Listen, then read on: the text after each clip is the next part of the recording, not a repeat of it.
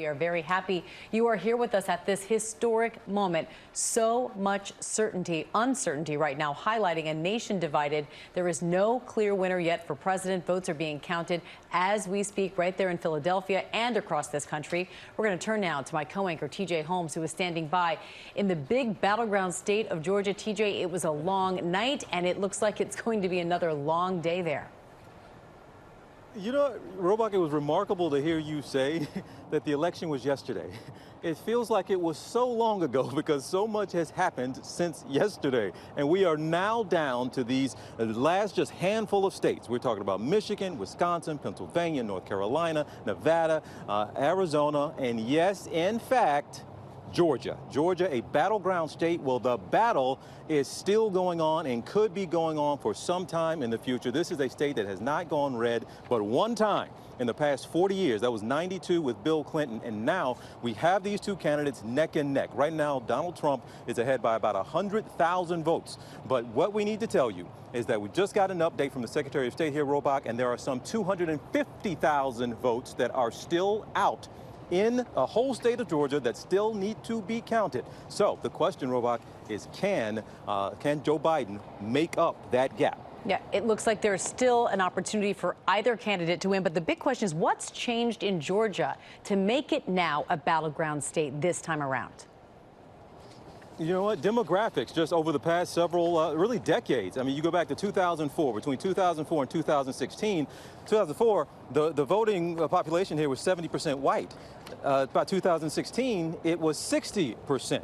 And also this time around, you had 1 million African Americans vote in early voting. Last election cycle, it was about 700,000. So the demographics are changing around the state. Different people moving in, just a more diverse electorate. And even though Hillary Clinton lost this state back in 2016, she still made some inroads to where Democrats thought, hey, wait a minute, we might have something cooking there, because the second and third most populous counties in this state, that's Cobb County and Gwinnett County, that are right outside of Atlanta. Well, she won those, and she was the first Democrat to do that since Jimmy Carter. So they knew they had something cooking. It could be paying off right now, Robach. Yeah, Gwinnett County, my old stomping grounds. All right, TJ Holmes, thank you as always. And let's go now to ABC's Deborah Roberts in Kenosha, Wisconsin, with what comes next on the counting of ballots there at this unprecedented moment. Hello, Deb, again. Another long night and day for you. Definitely, and certainly a long day and night for the election workers here, Amy. But I tell you, it looks like we're getting word that things may be wrapping up actually here in Wisconsin. The Wisconsin Elections Commission administrator is about to have a news conference shortly, and we are hearing that she is saying that all the votes are in, all the in-person votes and all of those absentee and mail-in ballots, which just crushed the system in a way yesterday, although it all went very smoothly. But things started to shift. Now, as you know, this race is very, very tight here, as is typical in Wisconsin. But things started to move last night.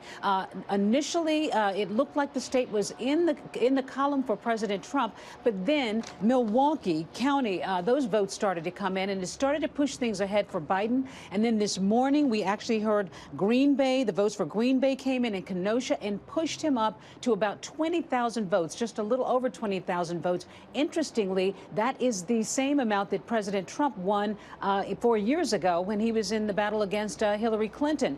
So at this stage, it has not been officially called, but the Wisconsin Elections Commission is saying that they have counted the ballots, and we may very well hear, at least in the next half hour, that they feel that they have actually satisfied what they need to do. And we've gotten a statement from her, Amy, and she seems to want to make it very clear that they feel very confident in the integrity of what they've done, saying that the counting and reporting has gone according to law, and they're standing by with clerks or assistants ready to help these clerks, randomly selecting 5% of reporting units for the voting equipment. They stand behind the idea that they have had an election that was filled with integrity and done properly. So we may very well hear that Wisconsin is about to wrap things up here, and it could very well go in Biden's column, but it's not official just yet. All right, Deborah Roberts, we know you will keep us updated. Thank you.